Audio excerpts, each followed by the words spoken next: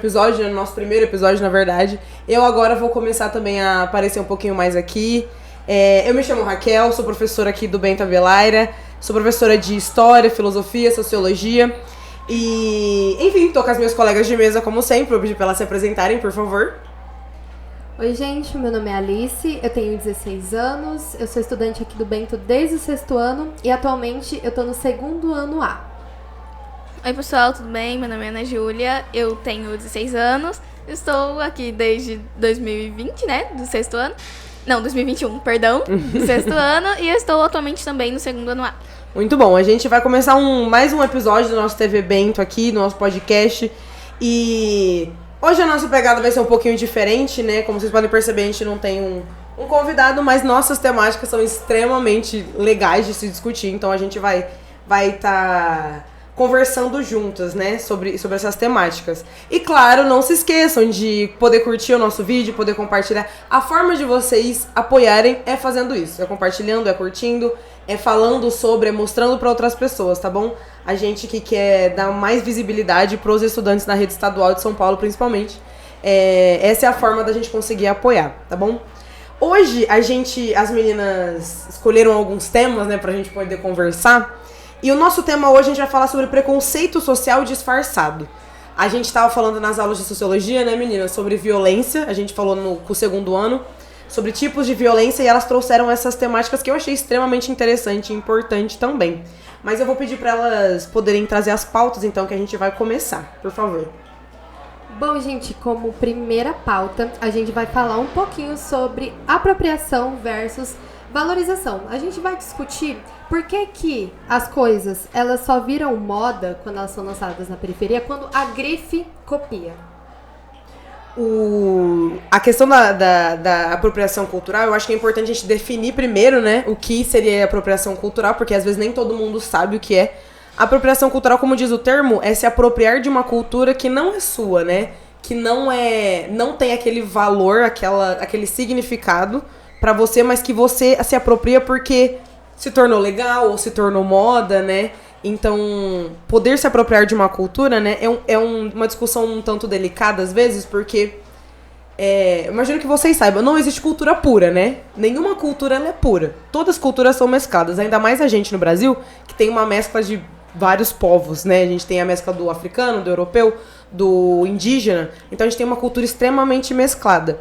Mas quando a gente fala sobre apropriação cultural, eu acho que o que a gente está querendo dizer é nas grandes mídias, né? Acredito que nas grandes marcas, nas grandes empresas, quando isso acontece. Um exemplo que eu vejo muito, que acho que é o mais escancarado, é o famoso mês do orgulho. Que aí no mês do orgulho você vê várias drags, né, fazendo comerciais ou pessoas LGBT, que no restante do ano você não vê tanto, né? Você não vê Parece que some. Eles desaparecem, né? Mas naquele mês você se apropria por quê? Eu tava vendo um vídeo ontem muito interessante, aí vocês podem opinar, né, o que vocês acharem, de que pelo fato da gente ver no capitalismo, tudo vira mercadoria, né? Tudo que é legal, tudo que a gente quer usar, tudo que a gente quer consumir vira uma mercadoria. Então, a apropriação, ela acontece no capitalismo justamente por isso. Pela questão de que tudo vira mercadoria. Ser LGBT, né, você consumir certo tipo de produto ou certo tipo de conteúdo, em julho vira essa mercadoria e as grandes empresas entendendo isso, né, trazem essa comunidade para ser vista e para consumir também. O famoso pink money, né, que eles adoram utilizar também. É igual você falou sobre essa questão dos LGBTs, que quando tá no mês do orgulho parece que tudo vira arco-íris, tudo vira colorido, aí no resto do ano some. Parece que as grandes marcas não querem incluir e só quando chega o mês do orgulho que elas incluem.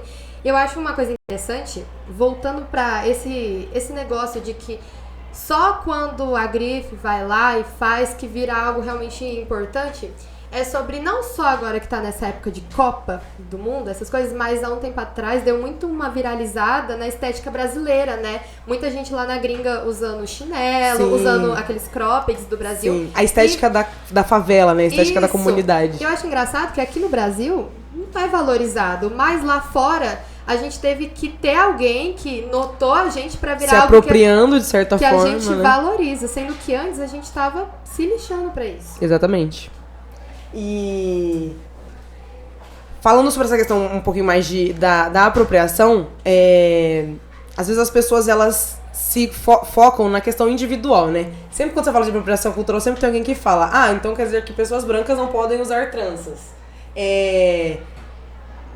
O que eu estudei sobre, né, o que eu já vi sobre, o que eu entendo sobre, é que a apropriação cultural, ela não deve ser analisada em forma individual. Você não deve falar de forma individual porque, como a gente falou, a nossa cultura, ela é extremamente mesclada. Então as roupas que a gente usa são diferentes, os cabelos, as músicas que a gente escuta, mas o que a gente quer trazer aqui, né, essa questão da grande mídia, do capitalismo, né?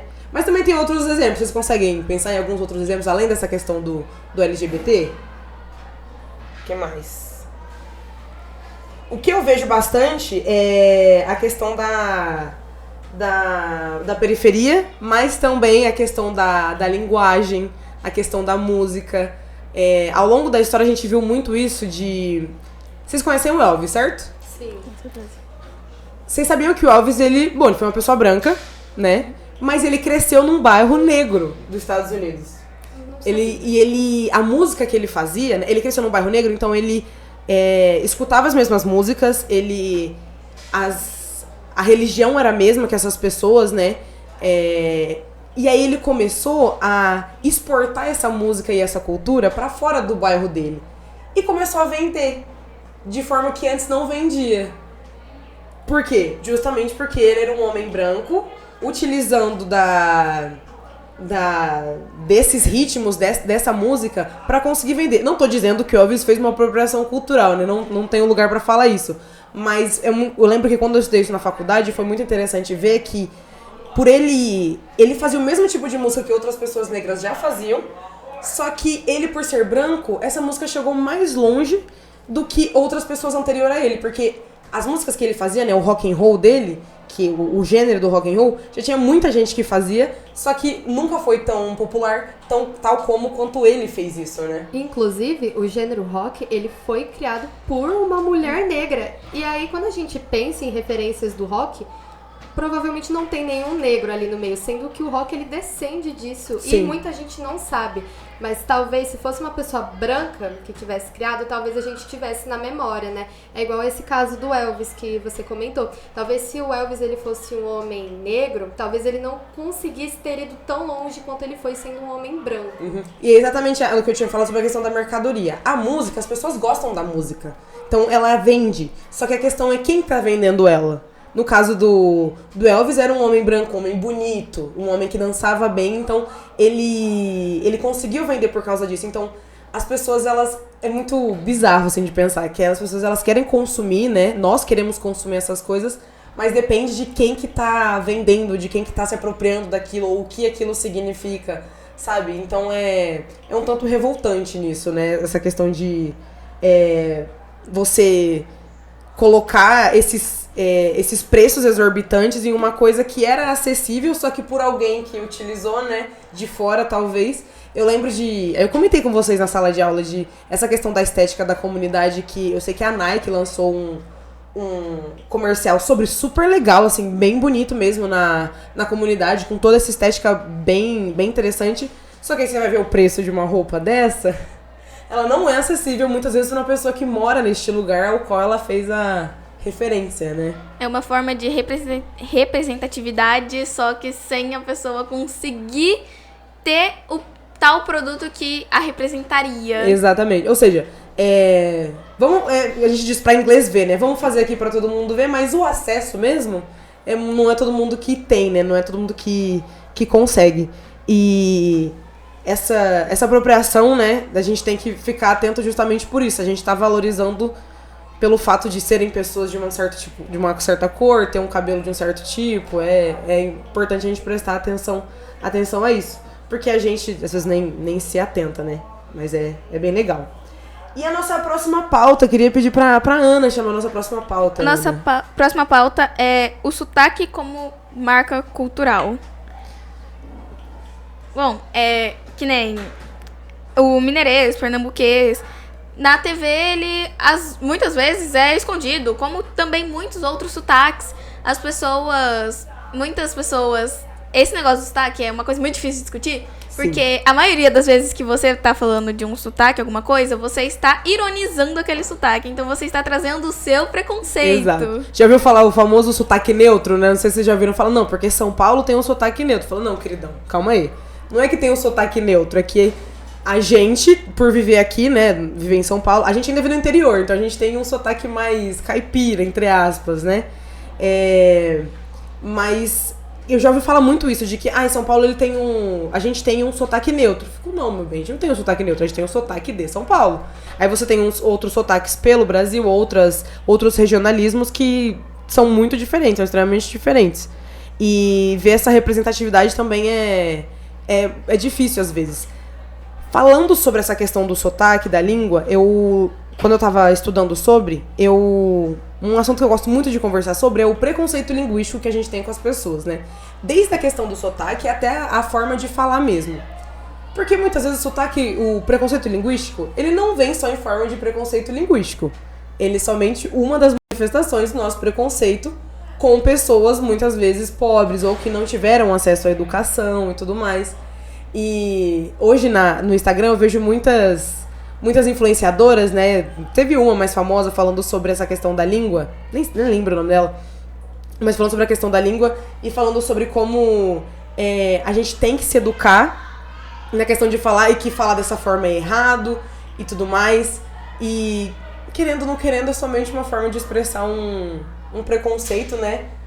Um preconceito social que é manifestado muitas vezes na fala. As pessoas que falam de forma errada e tudo mais.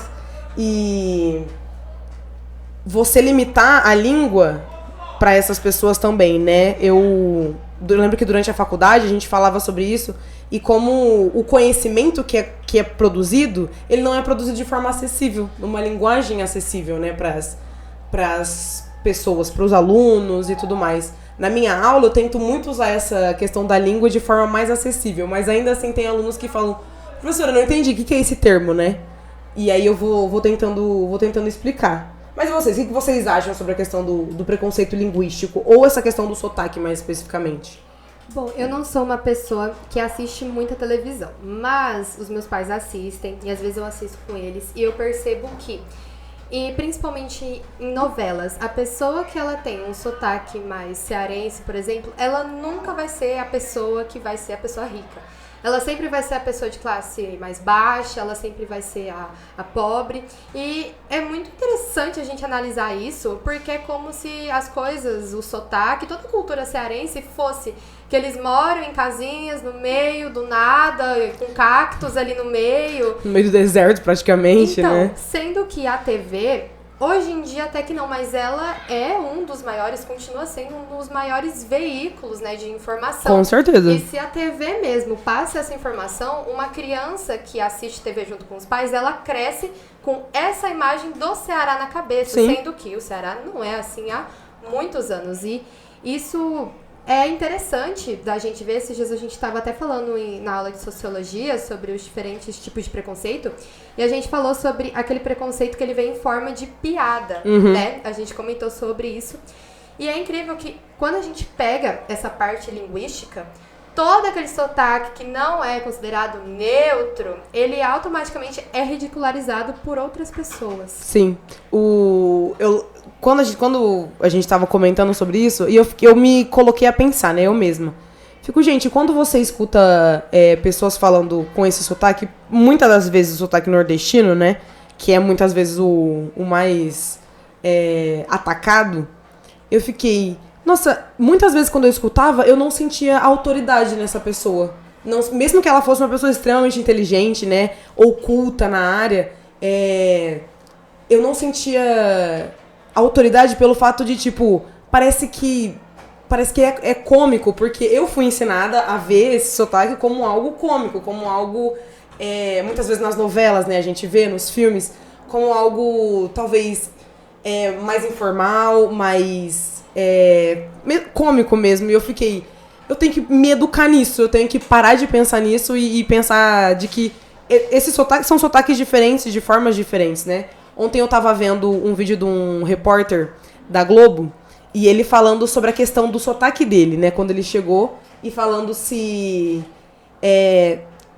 falando que quando ele entrou, isso muito tempo atrás, ele foi ameaçado justamente pelo sotaque dele, e se ele não neutralizasse, né, entre aspas, neutralizasse o sotaque dele, ele poderia ser demitido, e ele bateu o pé e disse que não, e se tornou um dos repórteres, assim, mais influentes, né, e orgulhosos, né, da sua cultura na Globo. Eu achei isso muito interessante, de que a língua, ela tem tudo a ver também com de onde a gente vem, né? De que lugar a gente vem e o preconceito muitas vezes parte daí, né? Não somente da língua em si. Eu gosto muito de... Eu tô escutando muito ultimamente João Gomes. Vocês conhecem João Gomes, o cantor pernambucano? Ele tá trazendo essa questão da cultura nordestina muito forte. Muito forte. Valorizando a cultura, valorizando o regionalismo, valorizando o sotaque. E eu percebi que a minha percepção sobre isso mudou muito escutando ele. Escutando o gênero que ele canta, que é o forró, principalmente, né? Muito comum no Nordeste. E ele mostrando com tanto orgulho de que, né, de onde ele vem, a língua de onde ele vem, né? Os instrumentos, as roupas que ele usa. E eu acho isso muito, muito interessante. Muito legal mesmo. Uma coisa que eu percebo bastante sobre a questão do sotaque é que nem...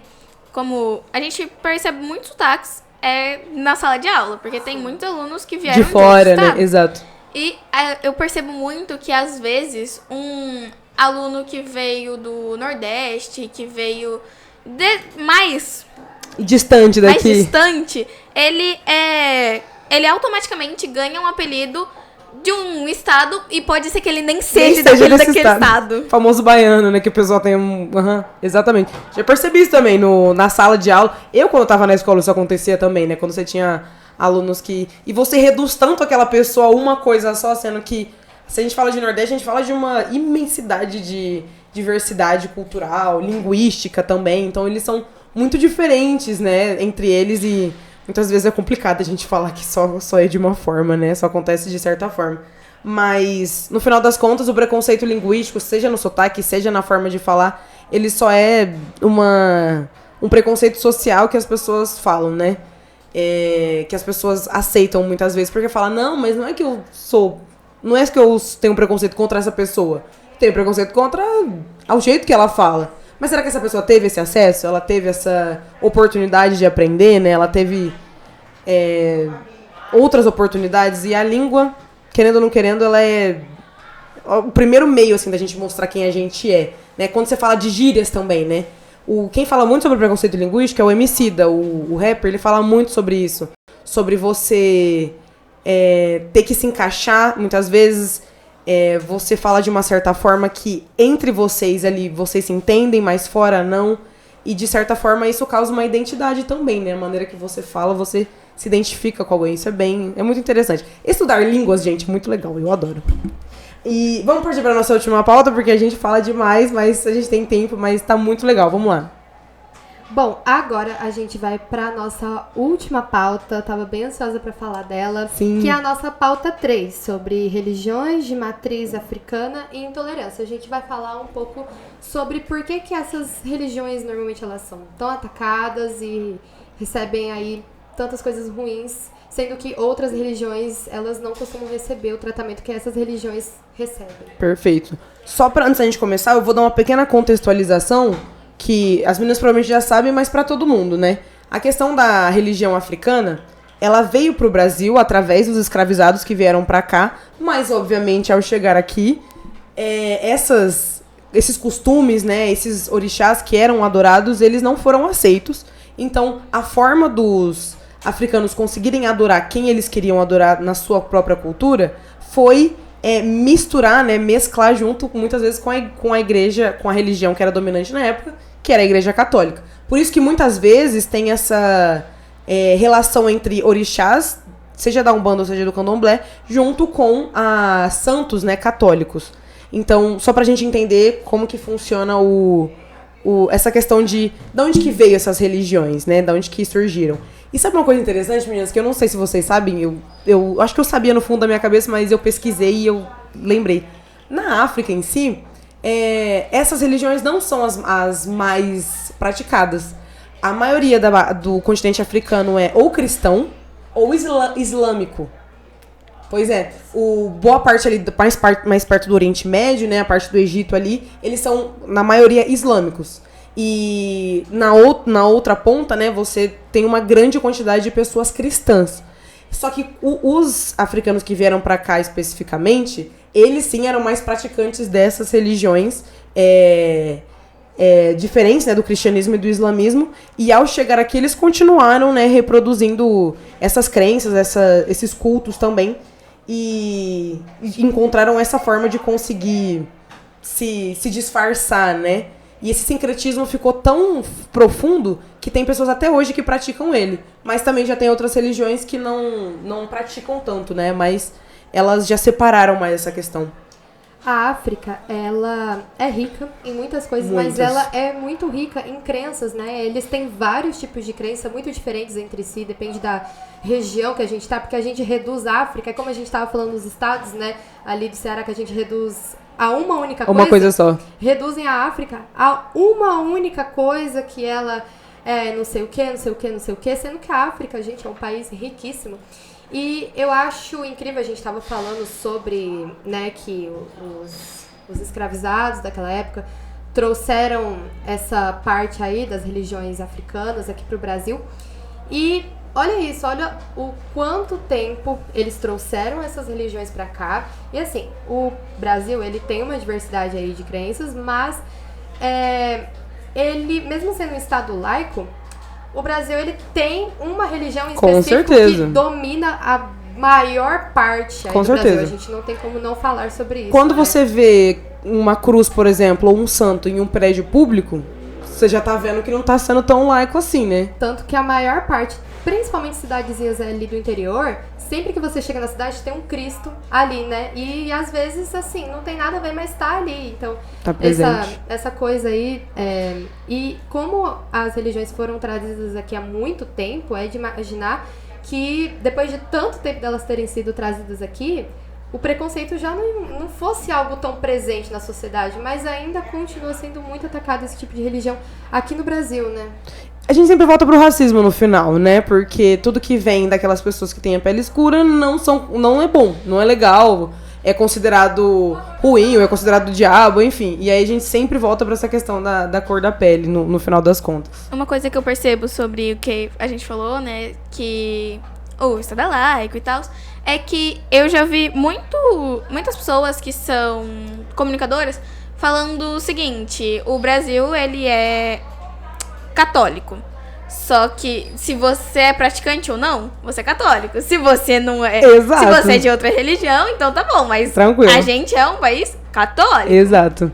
É muito interessante você falar sobre isso, porque quando eu também estava na faculdade, eu aprendi um termo, não sei se vocês conhecem, chama culpa católica. Acho que eu falei na sala de aula, né, eu falo pelo menos às vezes, que é aquela culpa de não fazer as coisas que a religião espera de você, mesmo você não praticando a religião. Seja questão de beber, seja questão de, não sei, fazer práticas, né, de coisas que estão ligadas necessariamente à religião, mas você, por não seguir, você não precisa seguir aquelas coisas, né? Mas quando você não segue, você se sente mal, né? De não seguir, justamente por essa culpa católica, essa carga que a gente tem católica de que a gente tem que fazer certas coisas, senão não somos pessoas boas, né? E essa culpa católica, ela é tão real que quando chegou a Sexta-feira Santa, eu não sou católica, a minha família não é católica, mas ninguém comeu carne no dia. Exato. Então, não é uma prática que seria da sua religião, mas vocês não fizeram, entendeu? Então, pra vocês verem como religião e cultura, elas estão intimamente ligadas muitas vezes, e se a gente não se questiona, mas fala, mas peraí, por que eu não tô fazendo isso?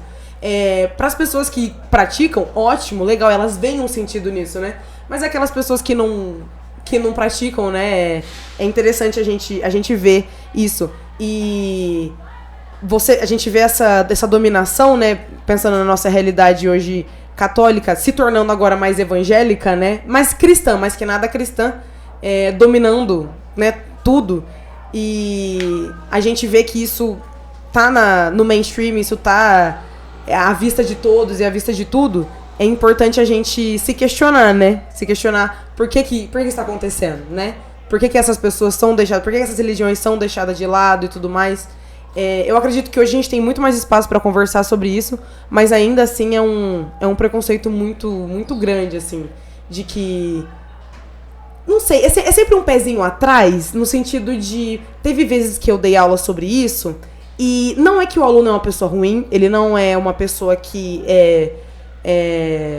uma pessoa que seria uma pessoa ruim mesmo, assim. Mas você consegue ver aquele preconceito mínimo na fala, que às vezes nem ele percebe. Que ele fala, não, mas assim, deixa lá, eu não quero ter nada a ver com isso. Isso é engraçado de ver, porque a gente foi criado a ter um certo medo, né? Uma coisa que eu percebo é que muitos adolescentes são muito intolerantes religiosos. Muito Intolerante religioso. Então, tipo assim, você fala de uma religião diferente, seja uma pessoa... Se até uma pessoa que tem uma religião diferente que a sua, seja uma pessoa espírita, seja uma pessoa da Umbanda, do Candomblé, qualquer religião que seja, a pessoa, ela vai ficar com o pé atrás, vai ficar, mas... Ai, não sei. E eu acho isso uma coisa que, tipo assim... Claramente, a gente não tem que ser intolerante, principalmente a religiões. Sim. E muito de nós, adolescentes, somos muito intolerantes religiosos por causa da nossa família. Com e certeza. Mesmo que a nossa família não tenha uma religião que siga, a gente tem uma intolerância, assim, gigantesca. Sim. Até porque também, não sei se vocês estão vendo isso na realidade de vocês, ou se todo mundo percebe isso. A gente tá numa onda conservadora muito grande entre os adolescentes agora, né? Eu acho que é a resposta à onda anterior, que era uma onda revolucionária, agora você tem uma onda conservadora, e isso reflete no preconceito, preconceito religioso, no racial, social, enfim, em tudo. E se perguntar, né, por que é dessa forma, né? O problema é que aprender, muitas vezes, acho que vocês já entenderam, não é fácil, às vezes é doloroso. Você tem que entender que aquilo que te ensinaram, quando machuca alguém, não tá legal, não é o certo, entendeu? Você não precisa ser dessa religião, mas você precisa entender que eles têm o direito de existir, o direito de adorar quem eles querem, o direito de cultuar quem eles querem. E eu ainda posso puxar um gancho que, como a Ana falou, né, eu também falei, a gente falou no geral, o Brasil, ele é um país predominantemente católico. Sim. E por conta disso, nós temos muitos feriados relacionados Sim, à Igreja religião. Católica. Isso. E eu acho engraçado que esses feriados, em tese, são para comemorar coisas envolvidas, né, na religião cristã e tal, Sim. no catolicismo. Só que muitas das vezes o capitalismo vem e esses jovens que se dizem tão conservadores, muitas das vezes eles esquecem o verdadeiro significado daquilo que aquele feriado deveria estar significando. E ou eles não comemoram o que aquilo realmente deveria ter comemorado, igual a Páscoa. A Páscoa, ela tem um significado super profundo ali. Na religião cristã, né, sim. Sim. E a gente meio que esquece que a Páscoa tem a ver com Jesus, não sei o que. Exato. A gente esquece super. E tem essa coisa também, às vezes, do Natal, como a gente estava falando lá no comecinho sobre Totalmente. sincretismo religioso. Os conservadores comemoram o Natal, mas eles não sabem que o Natal, a gente até conversou, né, Raquel, que ele vem de crenças pagãs, né? Sim. Que foi ali se misturando ali com o sincretismo ali da Igreja Católica e tal. E virou o que é hoje. E às vezes a gente esquece do significado daquele feriado que ele deveria ser comemorado. Sim. E é incrível porque a gente impõe esses feriados católicos, sendo que o Brasil não tem só católico. Não tem só... Exatamente. É a questão da tradição, né? Que a gente estava falando antes de começar. De que a tradição ela é tão forte de que você não consegue separar. O que eu acredito, o que é a tradição que eu faço. Por que eu faço isso, né? Então é uma coisa, às vezes, muito difícil também de se discutir. Porque não tem definições corretas. Estudar ciências humanas é muito difícil. Porque não tem essas definições corretas. Mas eu queria continuar falando com vocês o resto do dia sobre isso. Felizmente a gente tem um tempo mais curto. Mas nós vamos voltar aqui para falar mais sobre essas pautas sociais, pautas humanas que a gente fala na sala de aula também. E se vocês tiverem em casa alguma sugestão pra gente sobre o que a gente deve falar, estamos 100% abertas a poder discutir sobre isso. Então, meninas, vocês têm algum pensamento final para poder resumir tudo que a gente falou? Deixem de ser intolerantes. Exatamente. Uma coisa, Alice. Bom, não é algo pra resumir sobre tudo que a gente falou, mas esse é o nosso primeiro episódio aqui do nosso quadro, né? Que Exato. a gente vai ter com a Raquel e a Ana Júlia, a gente vai voltar mais para esses temas mais sociais, Exato. mais filosóficos. É um pouco diferente do que a gente costumava falar, mas eu espero que todo mundo goste e é igual a Raquel falou, se alguém tiver alguma sugestão de tema que querem que a gente traga aqui, a gente Ou pode se quiserem trazer. participar da nossa mesa Com também, certeza. estão 100% convidados, tá bom?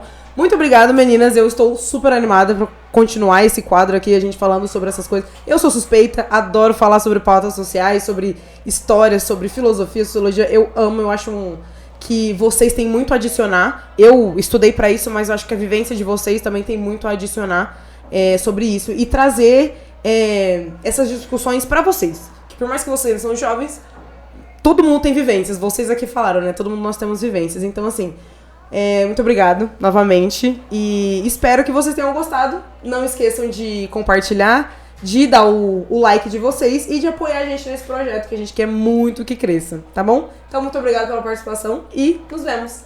Tchau, galera! Tchau, galera.